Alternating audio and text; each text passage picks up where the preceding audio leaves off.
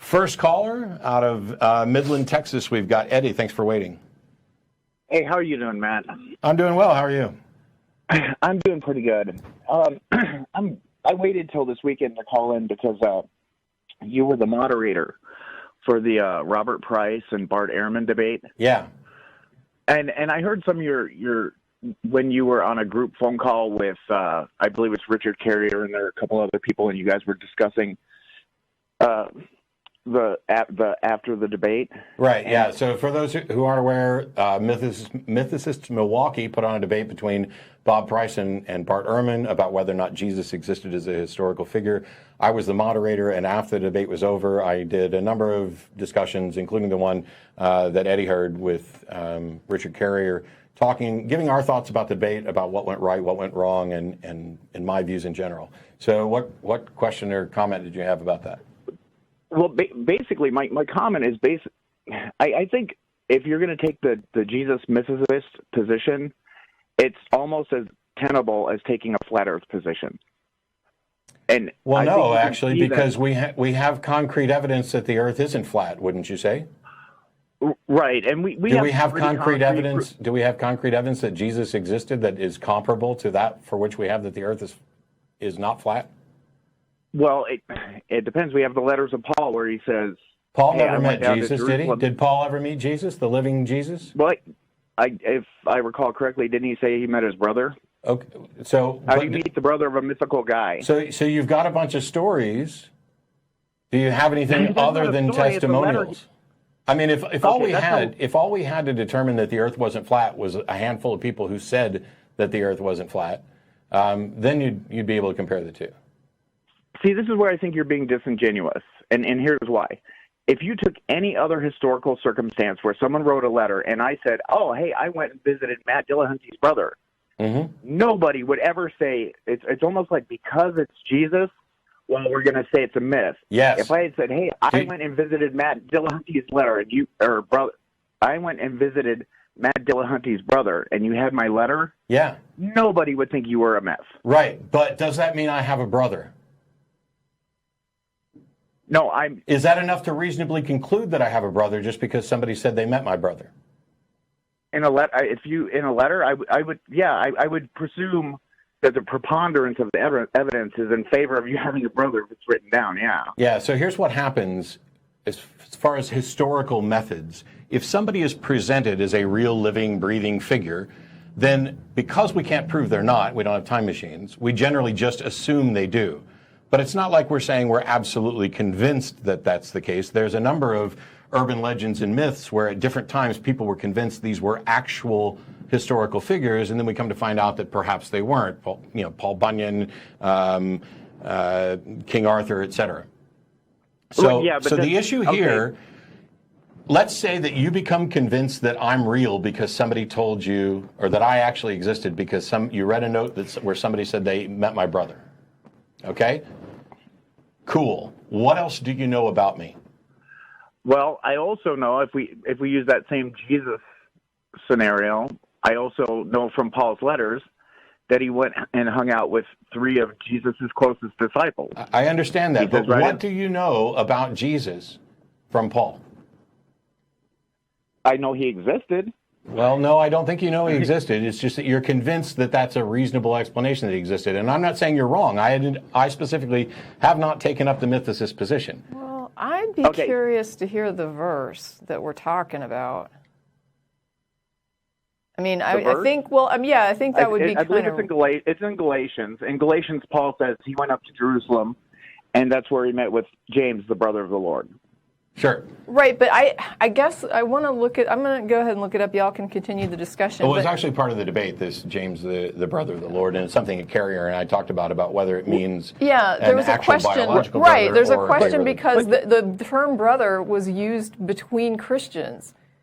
I mean... But if you read the text, and you read the text in Greek, which I'm learning Greek, the way you would read it is just like Bart Ehrman said. There's really only one way to read that is it was actually Richard Carrier disputed that. So, but I'm not an expert either. Let me get to the point here. Let's assume for a second that Jesus actually existed. I have no problem with that there was somebody named Jesus that these people were talking about. Were they all talking about the same person? What facts from this person's life can we be confident about? Well, okay, I think we can fairly say there's a couple things. I think we could say that there was at least a guy named Jesus. I think we could say that he was executed under Pontius Pilate. I think there's enough historical evidence that supports both of that. And I guess my main gripe is if you look at what the mythicists have to go through and the way they have to dance around to get to their position, I mean, they have to basically, and this is why the debate didn't work. You can't have someone on stage like Robert Price saying, you know, we have the 7 undisputed Pauline epistles, right? Scholars just don't dispute them now. But then you have him coming out and saying that, well, I dispute them. Yes, he does. Okay, and so well, this is flat Earth. So Eddie, Flat Earth. Eddie, any individual? Yeah. No, it's not like flat Earth. I thought Price's book was really well received. I mean, I could be wrong. Price holds a number of incredibly unorthodox views, even among some of the scholarly mythicists.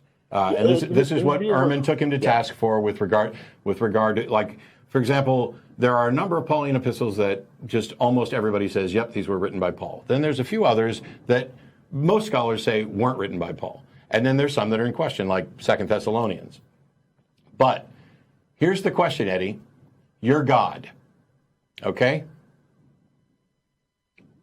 For the sake of this question, you're God. Okay. Okay. And you've decided for some reason, we won't even go into the reason, that you are going to take a portion of yourself or a co-equal with yourself and come down and take human form and sacrifice yourself to serve as a loophole for rules that you have control over. And the evidence that you're going to leave for this is stories that cannot be verified from anonymous authors that are passed around verbally, that are changed and altered. Is that sufficient reason to believe that Jesus was divine, that he was raised from the dead, that he is the one and only way to heaven, or that any of the things that Jesus is supposed to have said are actually true? But that's not why I called in. I know. I'm asking. Okay. What I was saying okay. is Then Eddie. Yeah. Then I might as well hang up because I don't disagree with you about the mythicist position. So why are we wasting time on it? I asked a question. I mean, is this sufficient to justify that belief? The way I have well, first off, just so you know, so we're coming from a level playing field. I don't really have a high view of Scripture. So if you're asking me to say, like, is the Bible the inerrant Word of God? And sure. Stuff like that, I don't have a high view of Scripture. Do I think I'm probably more in the vein of a Dale Martin as far as my belief structure, where I think these guys had a spiritual experience. I think they conveyed it best they can. I think I personally was an atheist who became a theist because I had some experiences. I'm a rational person. I cannot explain them. Well, hang on. If you had experiences that you can't explain, then what made you become a theist? Because using theism as the explanation for something you can't explain, now you're contradicting yourself. No, I'm saying I'm a rational person. I had an experience, and there's validity to it because there's other people that were in the room when I've had that experience. I was with someone who killed himself. Okay. And from the point she killed herself on, yes, I'm sure there were things that I hallucinated. I have no doubt in my mind. But then there were other things like, things that moved where people were there to witness it. Okay, what is the explanation for what you experienced? I have no idea. Then how could that possibly be relevant to changing you from an atheist to a theist? If you don't have an explanation, then shouldn't the answer be, I don't know? No, because when I read the Bible, right, and I read about these experiences that these people probably couldn't explain for their time, and it probably, that's my view of it. That's like saying that I don't know who killed him, but I read a book about a butler doing it, so I'm going to go with the butler did it. No, everyone has these.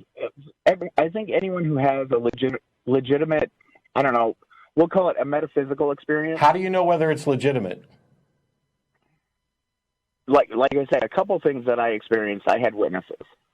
Okay, I had like light bulbs. I had light bulbs like literally blow out.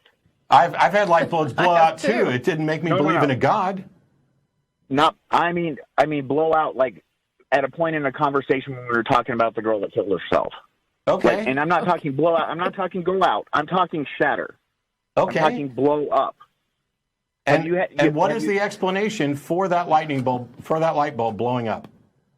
That's just one of many. I'm talking about.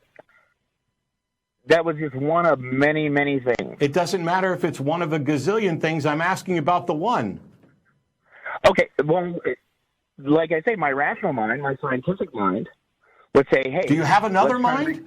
Do you have some non-scientific, non-rational mind? Well, no, I listen to your show, and yeah, I think you get some non-rational people that call in all the time, yes, absolutely. Okay. I consider myself pretty rational. So do they. My scientific side would say, how do you test for that? How do we repeat that experiment? Sure. You can't. Why not? You can mention her name again around other light bulbs. Couldn't you? We could. Yeah, and then if the other light bulbs don't explode, then you just had a one-off coincidence. Right. Okay. And then... Have you tried that? That was just, like I say, that was just one experience. Well, that's not the issue. Did you actually try it? Just saying that you have other experiences. No. Okay, so then that one experience becomes irrelevant because you haven't bothered to test it. It can't be used as a bit of information included. Now let's go on to your next of a bunch of them. Okay, so what if the same thing happens? You mention her name and then stuff falls off the walls at that exact point in time. Did you try to replicate that as well? No, because stuff like that... Okay, so that one's dismissed for the same reason the first one was dismissed, right? Oh, okay, no, but that's why I don't dismiss them, because it was like, you have to understand the context. How are you relating it to what was being said as opposed to something like what was on television at the time, or... Hey, maybe it was just a bunch of coincidences, but if it happens over and over and over again... At some point, it opened my mind. Right, but what you're basically saying is that if I hadn't been talking about her, the thing wouldn't have fallen off the wall, and I'm wondering how you would know that. I will say this. Stuff like that didn't happen unless she was mentioned. I know when I moved out of the place, I know the people that moved in after me were having problems there. Okay, so let's say for just a second. Were they mentioning her name? No, but they had weird stuff that happened. But they didn't. But they weren't talking about her. So it's not tied to mentioning her name. Yeah, and here we go. I had a dog at the time. The dog would not go into the room that she killed herself in. That dog was in that room all the time. But the day after she killed herself, that dog would never ever go in that room. Cool. Why not? Go right. Why not? I have no idea. Okay, I have no idea. Then we'll put that on the pile of we don't know what the explanation is, right? Right, but so do you have anything that's not on that pile that you could use to be a convincing argument for why you believe? Because here's the problem. I'm open-minded. You're too open-minded because actually you're it's not open-minded if you've concluded something while you're admitting that you don't know the causes of these things. No, I'm concluding. No, I think I'm being open-minded because I'm saying prior to those experiences, I believe was an atheist, and now you believe you're in theism. So you have concluded something here about the explanation. I concluded that I had too many experiences, and like I say, I'm just telling you a couple could not be explained. You had a whole bunch of experiences that you have no explanation for, and then you concluded that the explanation is theism. Made up an explanation. Because here's the thing. Let's say for a second that we'll just go with the two examples that we talked about, where a light bulb went out when you mentioned her name, and something fell off a wall when you mentioned it. Not went out. Okay, a light bulb exploded and shattered and put glass into your head. It doesn't matter. Let's say that you mentioned her name and a light bulb exploded, and you mentioned her name and something fell off the wall, and you've already acknowledged that you don't have an explanation for what those are. Is it possible that she was there in spirit form and there's also not a God? Yeah, it could be. Okay. Is it possible that she wasn't there in spirit form and something else was going on that you don't know? It could be. Then how the hell do you get from atheism to theism with 2 more unknowns? I have a question, though. Or 20 more unknowns. I've got a question. No. Is it possible that you talked about her more after she died in the house? Yeah, but you have to, if you understood the context of those situations that I was talking about, it was like one of them I had a friend over, and my friend was kind of talking bad about her when the light bulb blew up. And I even reached out to her recently and said, "Hey, do you remember when this happened? Because this happened a while ago." Mm-hmm. And she said, "Yeah." And same thing. Explain this one to me. No. I guess what this is the problem. But I'm wondering, like, let's suppose you had been talking about a recipe for carrot soup when the light bulb blew up. I mean, would you be superstitious about discussing recipes? It probably wouldn't have even registered on the radar then. Right. So you were predisposed to connect these things, right? You're making a connection between 2 unconnected things. There is no connection between your friend died in the house and light bulb malfunction. I mean, your mind is making a connection, but that you're not actually showing a demonstration that connects these events. That's the problem here, is that your mind is connecting it without that connecting part. But here's the thing. I wasn't talking about carrots when the light blew up. Correct. We were talking about But her. you said if you were talking about carrots, you wouldn't tie it to carrots. And I'm like, well, then why are you tying it to her? Because that's what I'm saying. When I take the pattern of all the different events, you are creating the pattern. Yeah, I think you're noticing things. You probably talked about her a lot more after she died in the house. I know I would, and you are connecting anything that occurs. I mean, there's probably was there never a time when you talked about her and something weird didn't happen? Yeah, but okay, let me throw this one. This is starting to look really random. I mean, the reason I interjected a second ago is because the words that came out of your mouth were, "Okay, then explain this to me," and that's significant because it shows that you are inappropriately positioning where the burden of proof is. Because what you're going to do is say, "I have a story that I can't explain. Explain it to me." Because if you don't because if you can't explain it to me, then I'm justified in thinking that it was a ghost and God. That is a fallacy. But it's not just an experience. It doesn't matter how many, Eddie. It doesn't matter how many of them there are. The plural of anecdote isn't data. Right. A whole bunch of unexplained things doesn't add up to one explained thing.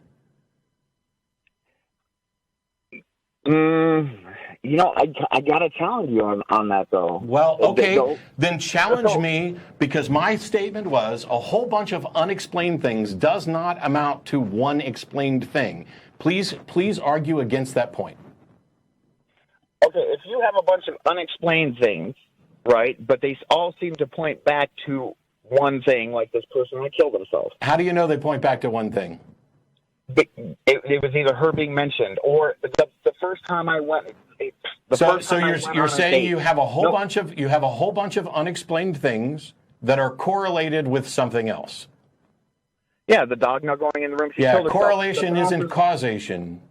I mean, that's the foundations of reason there, to not make the mistake of thinking that because this and this happen together that they're necessarily tied together. Just like I disagree. I disagree with that because then you are not a rational person. Yeah, I mean, I could say you are throwing logic and reason out the window. Every morning before the sun comes up, my rooster crows. Every single morning. Does that mean that my rooster crowing causes the sun to rise? No, but it happens every morning. But we correlate data, and then we know the Higgs boson exists. Okay, we didn't know that. We're done, Eddie. We're done. What? We're done because at no point in this conversation, nothing about this conversation is relevant to the Higgs boson.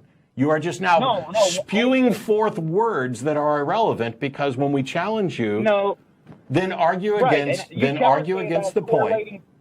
You challenge me about correlating data. I correlate data for you and tell you this is there. Here, I give you the scientific example. No, you didn't. No, you didn't, Eddie. You said a light bulb exploded when we mentioned her name, and when Tracy asked you if you tried to replicate that, which would perhaps be close to scientific, you said no, you didn't. So don't pretend like you're presenting scientific data when you're not. No, but you're presenting an anecdote. Correlation of data. You told me correlation of data doesn't prove causation. I just gave you an example where it does. No, you didn't. You're like, oh, this calls over. You don't understand the difference between correlation and causation. I'm sorry. The accumulation of data that shows a causal connection, that demonstrates a causal connection. By the way, science doesn't make proclamations about what's absolutely true.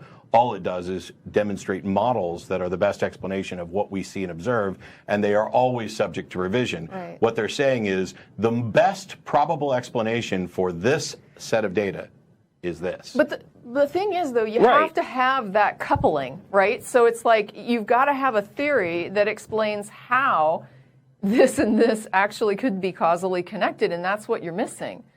Right, no, and that's what, that was my whole point. Like I say, I really did look through all these separate, different events, and it was more than a couple. It was many, many. Okay. And like I say, the only thing I could come up with where it kept coming back was this one thing. Okay, what is your theory for why mentioning a person's name would make a light bulb explode? I can't explain it. That's the difference between what Matt was describing as far as collecting data. If you make a theory about a causal connection and you say, I think this is causing this, and I believe that it's causing it in this way, like you have the theory that explains how it's causing it, then you go in and you start saying, well, if it was causing it this way, then if I do it under these conditions, it shouldn't work. Right, and you start trying to falsify your data by trying to show that the coupling thing that you have built in your model to explain how A and B are connected will or won't work, and you should be able to test for that. What you're saying is, I've got the two things, and I think they're connected, but you're not explaining how you think they're connected. You're saying, we say her name, the light bulb explodes. I believe saying her name is causing the light bulb to explode, and what I'm saying is, what is the theory? Where is your explanation for how that is causing it? Well, no, I have no other explanation. You don't have any explanation. Eddie, wait. Saying I have no other explanation is already a logical fallacy. That is already a logical fallacy. That is the argument from ignorance or argument from incredulity that I can't come up with any better explanation. But it's worse than that because, as Tracy just pointed out, you don't have an explanation. Don't compare this to science or the Higgs boson. There's no theory here tying these events together. There's just you saying you believe they're tied together, but you don't even have an explanation for how one would even result in causing the other. Where's your Nobel Prize for linking falling pictures with a god? I wasn't even going to take us on that jump. I was taking us from the Mrs. position as untenable was where I was kind of going with that. And then I was just telling you why I became a theist or why I became open-minded to it. Yeah. Because I've had experiences that I cannot explain. And it's not just a light bulb. I mean, it was Eddie? many. Eddie, if I have some experiences that I can't explain, and then I tell you that I accept an explanation, what would you call that?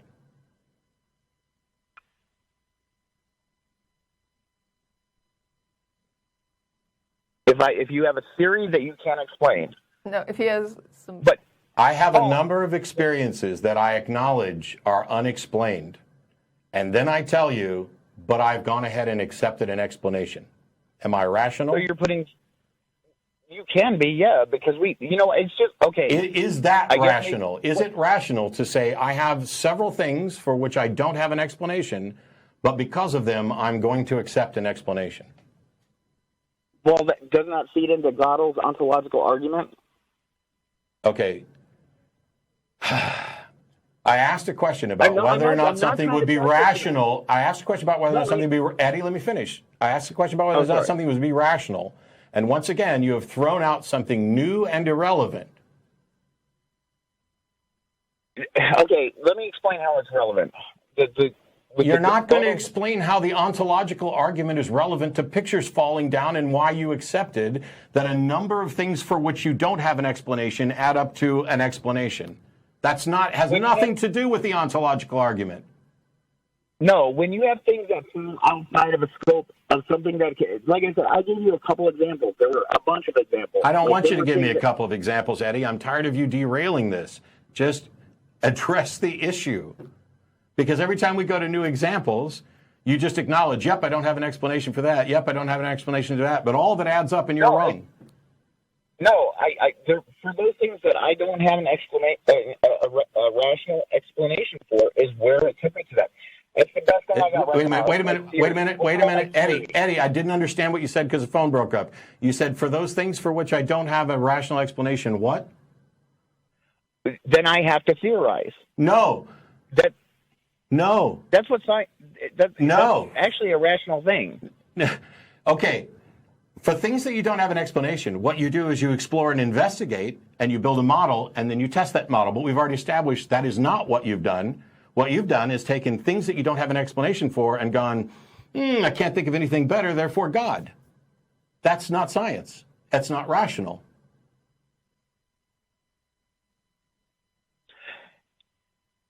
If you go with the best theory that you have. No, you don't. No, you absolutely don't. That is how you get ripped off by con men and fooled by magicians.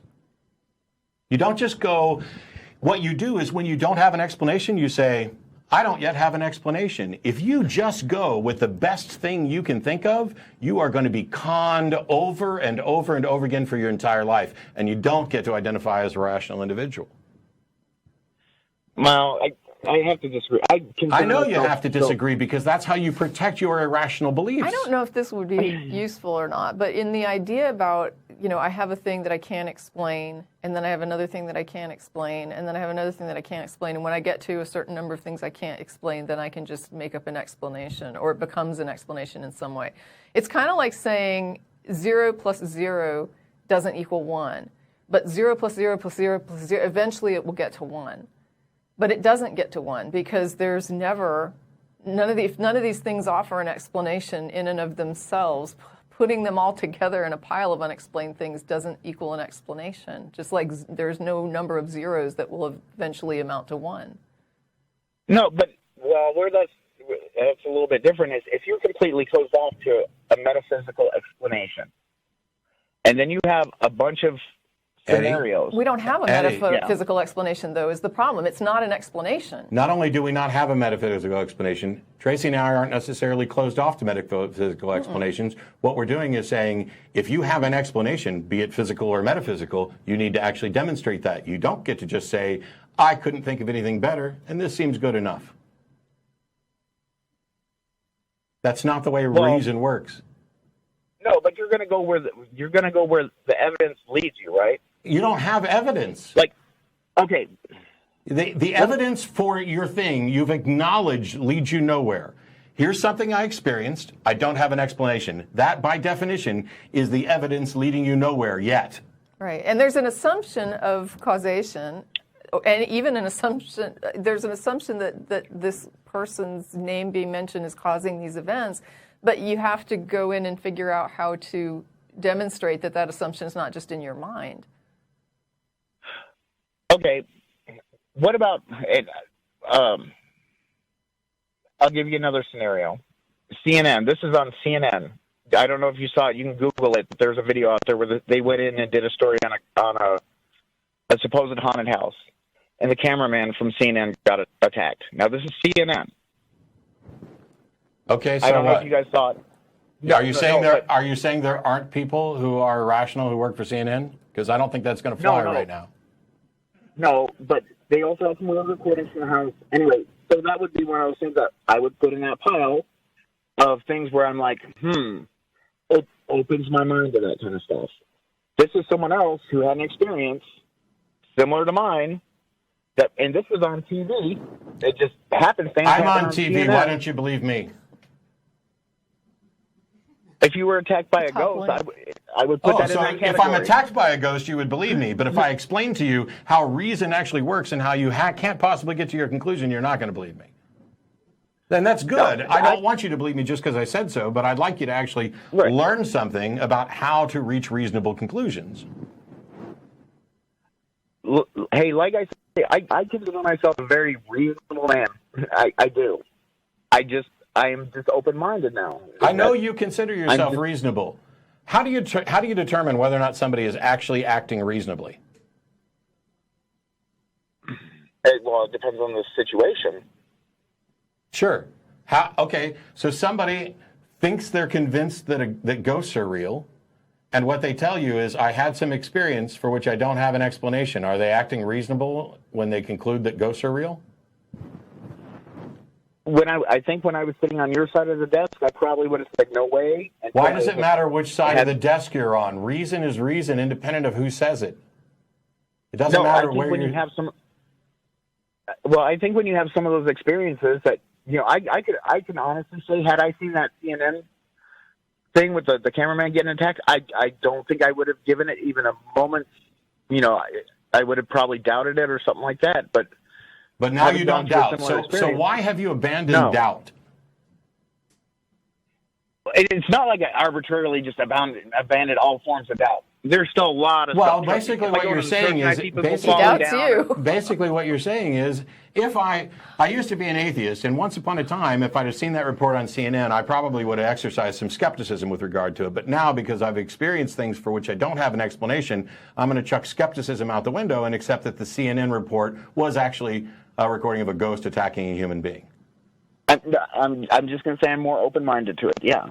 Whereas before I would have been completely closed. Eddie, I think we've gone beyond the point of wasted time, because now you're just, I'm more open-minded to it.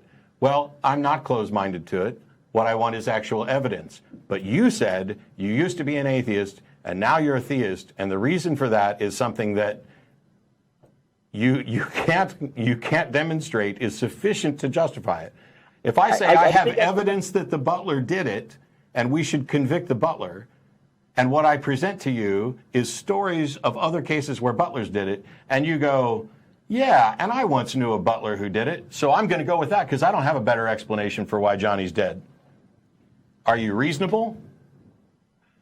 Not in that scenario, no. Yeah, thanks. No, but it's not different. Where it would be reasonable. It's not any different. No, well, it's a little bit. I think if you were going to make it a more apples-to-apples comparison, is if there was a string of butler attacks in a certain geographic area. How do you know that they're butler attacks? See, this is the problem. You are trying to claim that there's a string of ghost encounters, but you don't have any way to demonstrate that those are, in fact, ghost encounters. So you don't get to call them ghost encounters and then use them as evidence for your preferred ghost encounter. Okay, whatever we want to call it. Well, and that's where I go with the whole spirit. I mean, I hate saying, I know you hate the word spiritual. I know you hate that because you think it's a loosely defined word. It is loosely defined, and you're using it to cop out of actually offering an explanation and any evidence for what you believe. Like I say, I would challenge you on this. Watch that. I wish you would challenge me on this, but you keep deflecting to ontological arguments and Higgs boson. What's next? Leprechauns? Well, I don't know. And a lot of the stuff, when I read books about particle physics and even the ontological argument, and even look at John Lennox. John Lennox is a theist, and he's a mathematician. I think you start seeing things a little different in the order of things. I think you start seeing things a little different if you allow your skepticism to go by the wayside and your biases to take charge, and the experts who are writing the things, who actually do the science, that you are casually reading on the side, don't agree with your conclusion. No, John Lennox is a mathematician who's a theist. Okay, I know lots of scientists who are theists. Francis Collins. I talk about Francis Collins all the time. Does Francis Collins have any evidence or good reason for his belief? Do you know why Francis Collins is a theist? Do you know what convinced him? I read the Language of God. Okay, what convinced him? What initially convinced him? The waterfall? Yeah. A waterfall was frozen into 3 columns, and that reminded him of the Trinity, so he hit his knees and he accepted God. What about that is rational? And what about that has anything to do with his expertise as a scientist? No, but I think that's the point. Like he said in the book, I think he just started viewing things differently. He viewed them irrationally.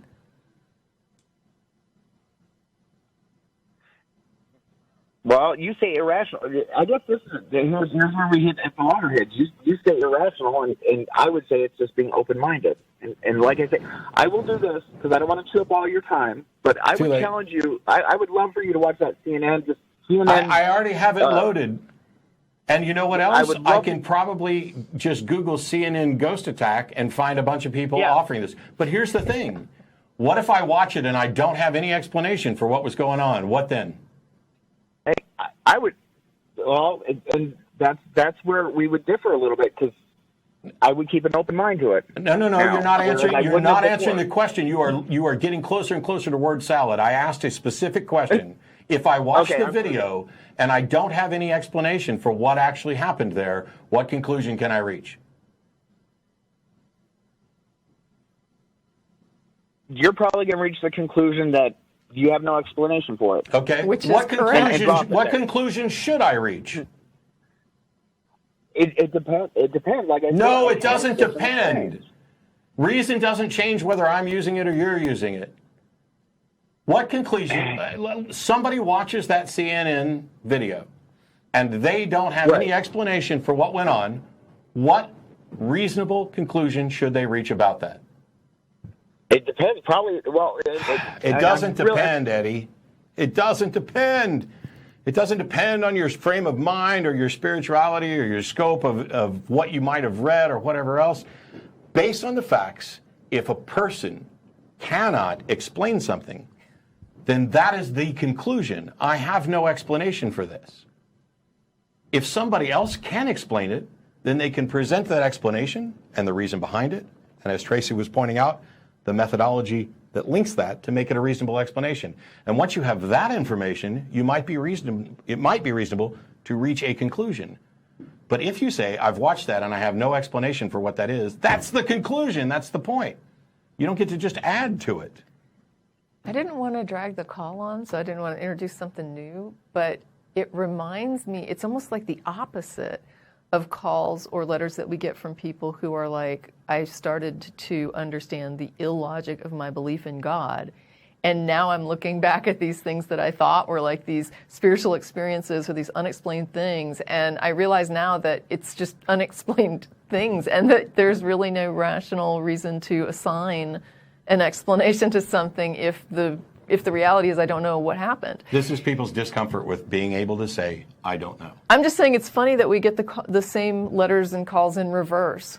Yeah. People that have said, I've had these experiences and I am still beginning to see why assigning God to it is irrational. Yeah. I had these experiences, and for a number of reasons, I attributed them to God or the supernatural. Yeah. I stood in church for many years, and I would feel the euphoria that I would attribute to the Holy Spirit. Why? Because that's what everybody else around me attributed it to. Yeah. And when you're in that mindset, when you're in that context, it feels reasonable. It feels rational. It's not. It reminds me, too, though, of a little book that I brought in. It was just a journal, but on the cover it said, pray until something happens. And it made me laugh, right? Like, I mean, the thing about it is it's a theistic statement. Yeah. Like, they intend it to be a certain way, but when you read it as an atheist, it's really funny because it's almost like when my mother used to say she had the magic chant to turn the light green in traffic. And you just say the magic chant and just keep saying the magic chant till that light turns green, right? And it'll turn green. Something is going to happen eventually in your life. So, yeah, if you keep praying, something's going to happen. But I got news. If you don't pray at all, something's going to happen. So it's kind of a funny thing. There's a lot of phrases like that I take differently now. Like, God helps those who helps themselves. Yeah. I look at that completely differently now. It's such an atheistic statement. God picks up this envelope every time I pick it up. Look at that. Thanks, God. Well, and also, if you want that envelope picked up, you'd better pick it up yourself, because God, if you're waiting for God to do it, ain't gonna happen. So it's really interesting how these things kind of take on a different nuance. It's spooky. I realize that there's a lot of coincidences that happen that are spooky, and we draw these connections. We do. Oh, I said her name, and then the light blew out. Oh. And I loved it. You're like, why didn't you try that again? Did you try that again? No. Go get another light bulb, or go stand by another light bulb. And I think one of the reasons that people don't necessarily try that again is fear, and not just fear of, oh my gosh, I'm going to say her name and I'm going to lose another light bulb, and I'm out another $3 or $30 if it's one of those LED fancy ones. It's fear that they'll say her name and it won't happen. So now we're in that scenario, much like the experiments where the chickens end up training themselves. Yeah. So random things will happen when they peck on the Right. thing, and then they develop all sorts of rituals. Oh, if I scratch my right leg twice and twist a little and then peck, I get the food. When that has absolutely nothing to do with it. We draw these connections because we're not all that much brighter than chickens when it comes to things we can't explain. But Bird brains.